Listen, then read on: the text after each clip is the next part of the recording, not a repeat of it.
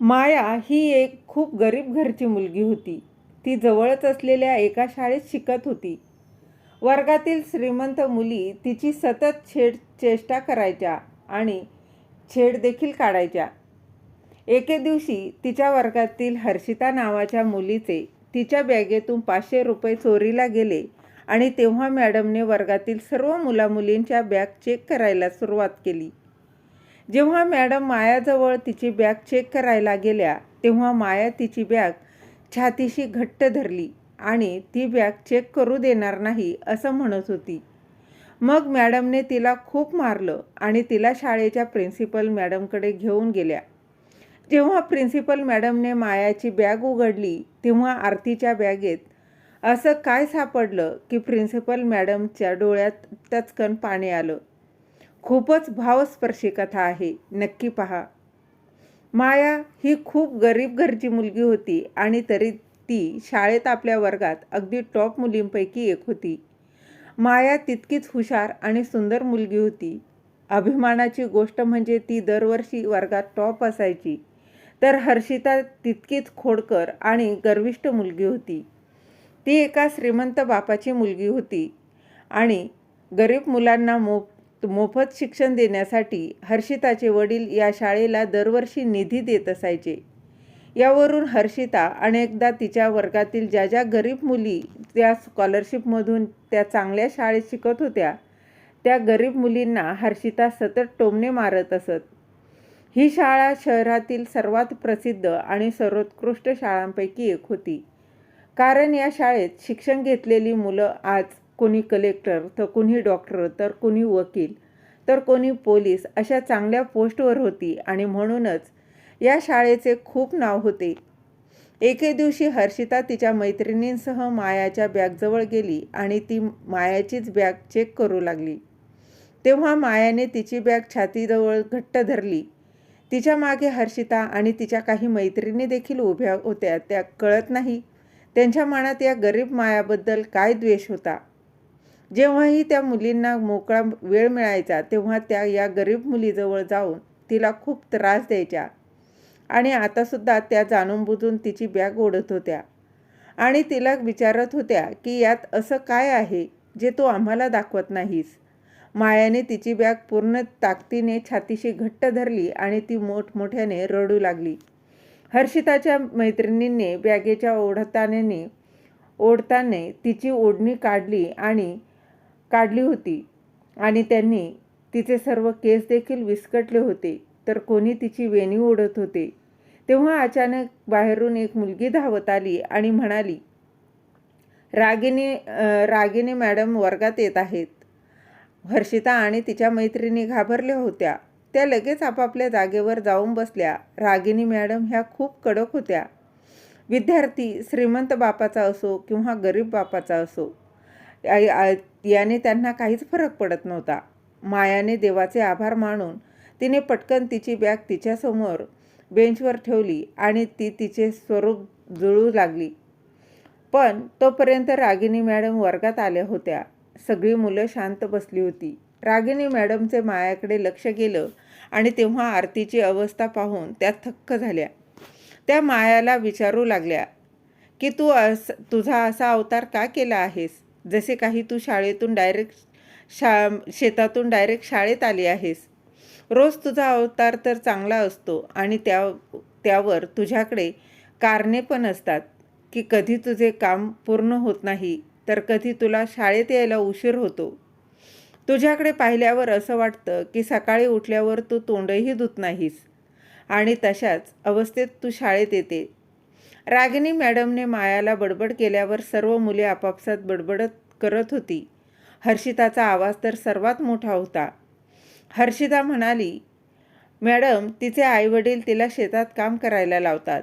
जर तिने शेतात काम केलं नाही तर तिला 2 वेळचं जेवण कसं मिळणार. यावर वर्गातील सर्व मुली हे मायावर हसायला लागले. पण रागिनी मॅडमने त्यांच्या हातातील काठी समोरच्या टेबलावर मारून त्या आवाजाने त्यांनी पूर्ण वर्ग शांत केला. सगळ्यांना गप्प केलं आणि त्या हर्षिताला म्हणाल्या, मी बोलत असताना तुला मध्ये कोणी न बोलायला सांगितलं होतं का. मी तुला विचारलं आहे का काय करते आणि काय नाही? आता जर तू मग ते बोलण्याचा प्रयत्न केलास तर मग मी तुला वर्गातून हाकलून देईन. मायाने तोपर्यंत स्वतःला व्यवस्थित केलं होतं आणि सॉरी मॅडम म्हणत हर्षिता खाली बसली. जराही विलंब न लावता रागिनी मॅडम ही मुलांना शिकू लागल्या. इंग्रजीचा तास चालू होता आणि त्या मुलांना इंग्रजीत लेक्चर देत होत्या.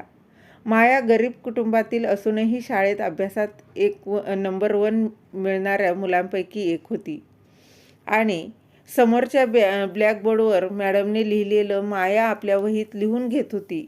पण त्या क्षणी सर्वांनाच धक्का बसला.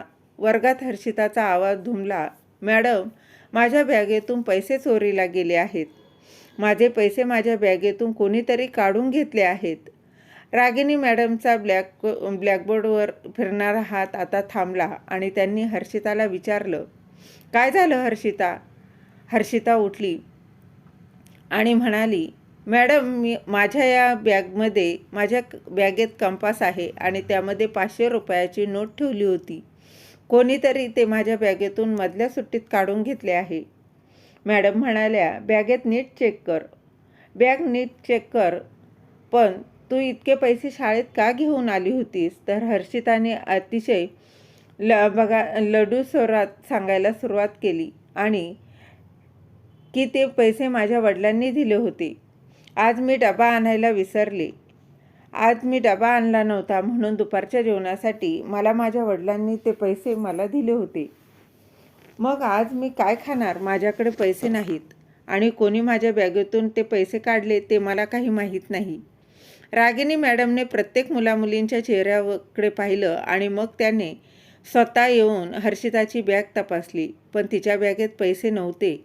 मग रागिनी मॅडमने एका मुलाला वर्गाचे दार बंद करायला सांगितलं आणि मुलाला वर्गाचं दार बंद करायला सांगितलं जेणेकरून या वर्गाच्या खोलीतून कोणीही बाहेर जाणार नाही. त्यांनी स्वतः पहिल्या बेंचवर असलेल्या 4 मुलींच्या बॅग चेक केल्या. सर्व काही तपासलं, पण पैसे नव्हते.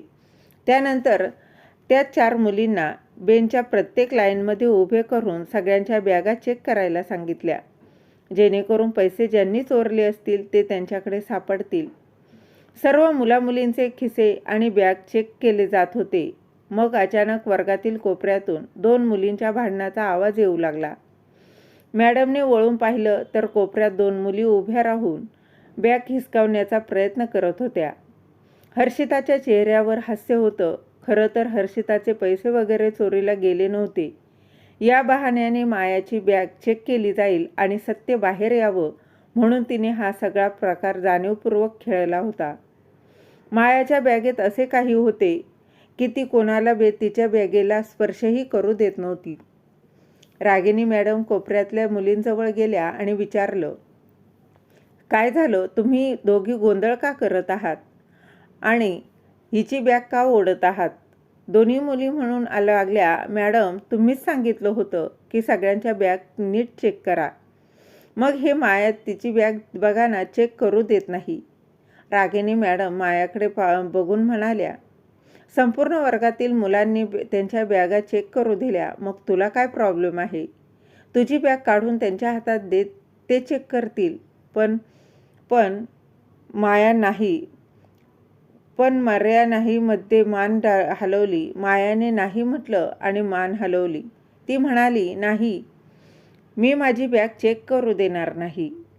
रागिनी मॅडमने हे ऐकल्यावर पुढच्या क्षणी त्या शब्दात म्हणाल्या, म्हणजे याचा अर्थ तूच पैसे चोरले आहेत. चोरी पकडली जाऊ नये म्हणून तू तुझी बॅग चेक करू देत नव्हती. हे ऐकून माया पुढच्या क्षणात पुन्हा नाही म्हणून मान हलू लागली आणि ती डोळ्यातील अश्रू पुसत म्हणाली, नाही मॅडम, मी कसलीच चोरी केली नाही. मला हर्षिताचे पैसे चोरण्याची काय गरज आहे? मी तर तिच्या बॅगजवळ सुद्धा जात नाही, ना कधी तिच्या बॅगेला हात लावले. प्लीज माझी बॅग चेक करू नका. हर्षितासुद्धा तिथे आली होती. तिने सांगितलं की मला मायावर आधीच संशय आला होता की हे घाणेरडे काम तिनेच केले असावे. एकतर ही गरीब नीच मुलगी आमच्या तुकड्यावर जगते या तुच्छ मुलीची लायकीसुद्धा नाही या शाळेत शिकण्याची, आणि वरून आम्हा श्रीमंत मुलींच्या बॅगेतून पैशाची चोरी करते. हर्षिताचे बोलणे ऐकून आरती पूर्वीपेक्षा जास्त रडू लागली. पण तिने तिची बॅग छातीशी घट्ट पकडून ठेवली आणि म्हणाली, मी कोणाचे काही चोरलेलं नाही, तुम्हाला नाही चोरलेलं नाही का मी तुम्हाला बॅग चेक करू देणार नाही. हे पाहून रागिनी मॅडमने मायाच्या तोंडावर जोरदार चापट मारली आणि म्हणाल्या, एकतर तू चोरी करतेस आणि वरतून तोंडसुद्धा चालवतेस का? मला तुझी बॅग दाखव, नाहीतर मी तुझी खूप वाईट अवस्था करेन. रागिनी मॅडम मायाशी सक्तीने बोलत होत्या. शिक्षिकेने मुलांशी अशा पद्धतीने बोलणे योग्य नाही, कारण त्यावेळी रागिनी मॅडम त्यांच्या विद्यार्थिनींशी बोलत होत्या. माया म्हणाली की काही झालं तरी मी तुम्हाला माझी बॅग कोणत्याही परिस्थितीत दाखवू शकत नाही. वर्गातील गोंधळाचा आवाज वर्गाच्या बाहेर पोचत होता आणि वर्गात अशी 5-6 मुलं उपस्थित होती जी गरीब कुटुंबातील होती आणि ते स्कॉलरशिपमधून शिकत होते. जेव्हा त्यांनी प्रकरण त्यांच्या हाताबाहेर पाहिलं आणि मायाला मॅडमचा मार खाताना पाहिलं, तेव्हा त्यांना स्वतःवर ताबा ठेवता आला नाही. त्यांनी काळजीपूर्वक वर्गातून बाहेर पडून शाळेच्या मुख्याध्यापकांकडे ह्या घटनेची माहिती दिली.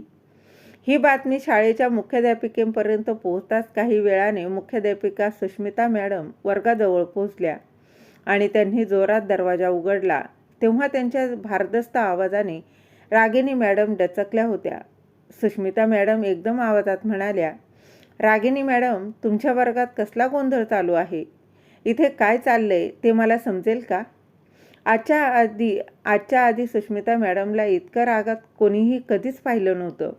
पण रागिनी मॅडम त्यांच्या बचावात काही बोलायच्या आणि मायाबद्दल सगळे सांगायच्या आधी सुष्मिता मॅडमने हात वर करून सगळ्यांना गप्प केलं आणि त्यांनी सांगितलं की या मुलीला घेऊन माझ्या ऑफिसमध्ये या. मग रागिनी मॅडम आरती आणि हर्षिताला घेऊन मुख्याध्यापिकेंच्या ऑफिसमध्ये गेल्या. समोर चेअरवर रागिनी मॅडम बसल्या होत्या. सर्वप्रथम हर्षिताला सुष्मिता मॅडमने जवळ बोलावून घेतलं आणि तिला विचारलं. हर्षिताने तिचं रड स्टोरी अगदी सांगितली की मायाने तिच्या बॅगमधून पैसे चोरले आहेत. सुष्मिता मॅडम एक मृदू आणि प्रेमळ स्वरात बोलणाऱ्या बाई होत्या. त्या हर्षिताला म्हणाल्या, मायाने तुझे पैसे चोरले हे तू एवढ्या आत्मविश्वासाने कसे सांगू शकतेस? यावर हर्षिताने सांगितलं की आरतीने तिची बॅग चेक करू दिली नाही, म्हणून रागिनी मॅडमने तिला कानाखाली देखील मारली. तरीही तिने बॅग दाखवण्यास नकार दिला. म्हणजे याचा अर्थ असा आहे की आजवर शाळेत झालेल्या सर्व चोऱ्या या मायानेच केल्या आहेत. हे सर्व ऐकून रागिनी मॅडमने हर्षिताला वर्गात जायला सांगितलं. हर्षिता तिथून निघून गेली, पण मॅडम तिथेच हजर होत्या.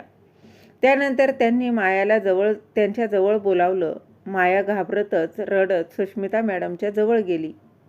ती अजूनही तिची बॅग तिच्या छातीशी जवळ धरून होती. तिचे केस विस्कटलेले होते आणि तिच्या चेहऱ्यावर रागिनी मॅडमच्या बोटांचे ठसे देखील होते.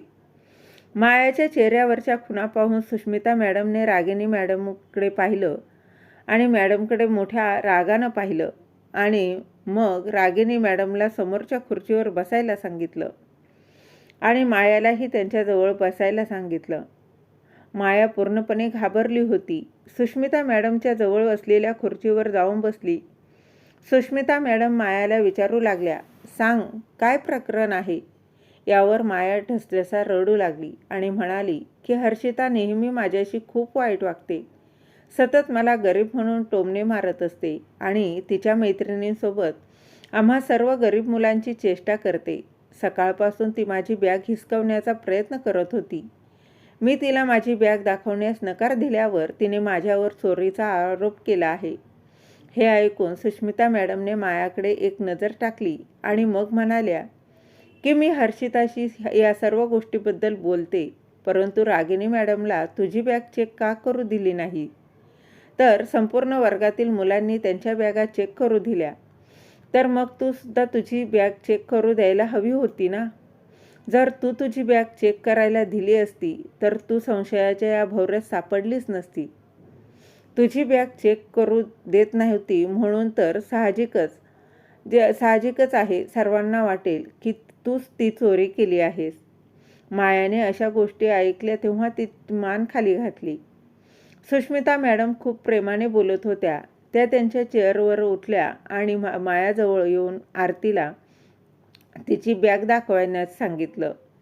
आधी मायाने मान हलवली नाही म्हणून मान हलवली आणि म्हणू लागली, तुम्ही कोणाला सांगणार तर नाही ना? सुष्मिता मॅडमने खूप प्रेमाने मायाच्या डोक्यावर हात ठेवला आणि म्हणाल्या, बेटा मला दाखव, या बॅगेत असं काय आहे? सुष्मिता मॅडमच्या विनंतीवरून मायाने घाबरतच सुष्मिता मॅडमके एक कटाक्ष टाकला आणि मग तिने आपली बॅग सुष्मिता मॅडमच्या हातात दिली. सुष्मिता मॅडम मायाची बॅग चेक करू लागल्या तेव्हा आश्चर्याने त्यांचे डोळे विस्फारले. पुढच्या क्षणी त्यांच्या डोळ्यातून अश्रू वाहू लागले होते. त्यांनी बॅग त्यांच्याजवळ ठेवली आणि मग रडत रडत मायाला मिठी मारली. हे दृश्य पाहून सुष्मिता मॅडम अजूनही थक्क होऊन उभ्या होत्या. शेवटी मायाच्या बॅगेत असं काही होतं जे पाहून सुष्मिता मॅडमला रडू आलं. तेव्हा सुष्मिता मॅडमने मायाची बॅग उघडली तेव्हा बॅगेच्या एका बाजूला पिशवीत भाजी आणि पावाचे अर्धवट खाल्लेले तुकडे होते. हे सर्व पाहून सुष्मिता मॅडमला कुठेतरी समजलं होतं की प्रकरण काय आहे. आणि त्यानंतर हे सर्व पाहून त्यांना स्वतःवर ताबा ठेवता आला नाही आणि म्हणून त्यांनी मायाला छातीशी घट्ट मिठी मारली. तर रागिनी मॅडमला स्वतःवर ताबा ठेवता आला नाही. त्या उठल्या आणि मायाच्या जवळ आल्या आणि बघू लागल्या. बॅगेतील अर्धवट खाल्लेले अन्न पाहून त्यांनाही धक्का बसला. या बॅगेत पैसे नव्हते, पण हे अन्न होतं. रागिनी मॅडमला समजलं नाही की खरं प्रकरण काय आहे. त्या मायाच्या चेहऱ्याकडे आश्चर्याने बघत होत्या. मग सुष्मिता मॅडम मायाला विचारू लागल्या की बेटा हे सर्व काय आहे? तू हे सर्वांपासून का लपवत होती? माया रडायला लागली आणि म्हणाली की मॅडम मला माझी चेष्टा करून घ्यायची नव्हती. माझ्या वर्गातील मुले मला खूप चिडवतात आणि माझ्याबद्दल सर्व प्रकारच्या गोष्टी सांगतात. जर माझी बॅग त्यांच्यासमोर उघडली असती आणि त्यांनी माझ्या बॅगेत हे पाहिलं असतं तर मला इथे शिकणं कठीण झालं असतं. माझे वडील वारले आहेत आणि ते खाजगी नोकरी करायचे. त्यांचा कंपनीत विषारी वायूमुळे मृत्यू झाला. त्या बदल्यात कंपनीने आम्हाला कोणतीच नुकसान भरपाई दिली नाही. माझी आई थोडेफार शिकलेली होती. तिने एका वकिलामार्फत कोर्टात कंपनीविरुद्ध केसही दाखल केली. पण पुराव्याअभावी आम्ही ती केस हरलो आणि त्यानंतर आम्ही वडिलांच्या सेव्हिंगमधून आमचा घरखर्च भागवत होतो. पण त्यातून आम्ही किती दिवस घरखर्च भागवणार होतो. त्यामुळे माझी आईसुद्धा एका कंपनीत काम करत होती. पण वडिलांच्या टेन्शनमुळे ती खूप आजारी पडली आणि सतत सुट्टीवर असल्यामुळे माझ्या आईला कंपनीतून कामावरून बाहेर काढण्यात आलं आणि त्यानंतर आमच्यावर उपासमारीची वेळ चालू झाली. मला माझ्यापेक्षा लहान एक बहीण आणि एक भाऊ आहे. ते लहान आहेत आणि ते कोणतेही काम करू शकत नाही. मी या शाळेतून स्कॉलरशिपमधून माझे शिक्षण करते. माझे स्वप्न आहे की मी मोठी झाल्यावर स्वतःच्या पायावर उभी राहून माझ्या आई आणि भावंडांचा सांभाळ करेन, जेणेकरून त्यांना कधीही कोणासमोर हात पसरावे लागणार नाहीत.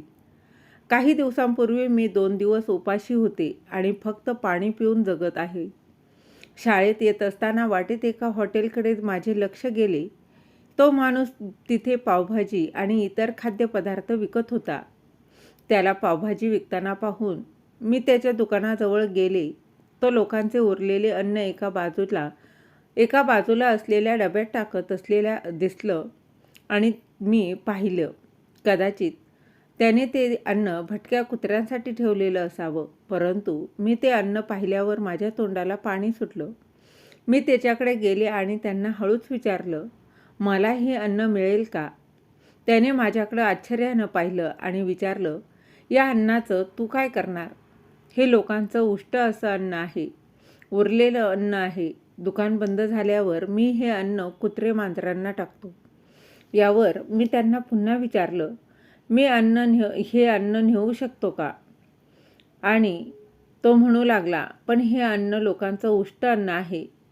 तर मी हो म्हटलं चालेल, तरीही चालेल. अन्न तर अन्नच असतं ना. बरं ठीक आहे, तू घेऊन जाऊ शकतेस.